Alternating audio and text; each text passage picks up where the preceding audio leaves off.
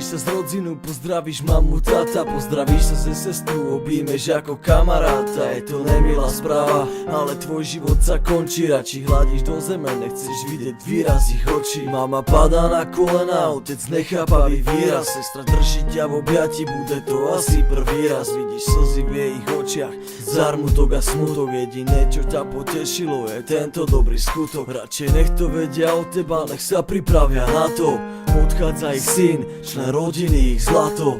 Život sa končí tak rýchlo ako začína. Budete mi chýbať moja milovaná rodina. Povedz mi Bože, prečo je to tak? Prečo z celého sveta si vybral práve mňa? Je to tak?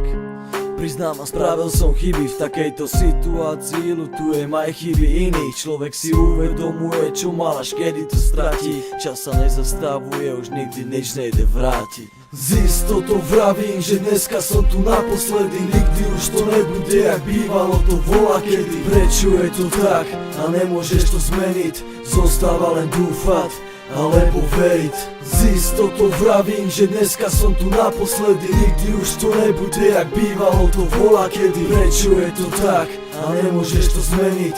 Zostáva len dúfať alebo veriť. Za život, ktorý tu mám, ďakujem ja Bohu. Za to, že som, píšem o tom teraz slohu. 16 barov zanechávam v tomto podmaze. Ignacio Carter ti život vážiť ukáže. Aj keď niekedy robím to, čo by som nemal.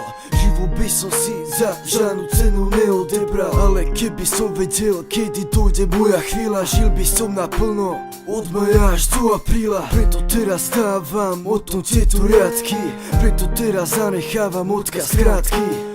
Pozdravujem kamarátov, moju celú rodinu, veď pre nich žijem stále, hodinu čo hodinu. Záleží mi na nich, ale nebudem tu navždy. Osudu nezabrániš, veď hovorí to každý. Každý musí zomrieť, aj keď si mladý človek. Kade si raz dojde na ten vlastný pôrek. Z istotou vravím, že dneska som tu naposledy. Nikdy už to nebude, jak bývalo to volá kedy. Prečo je to tak a nemôžeš to zmeniť?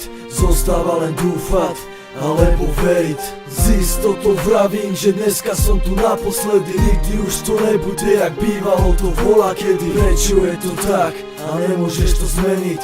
Zostáva len dúfať alebo veriť.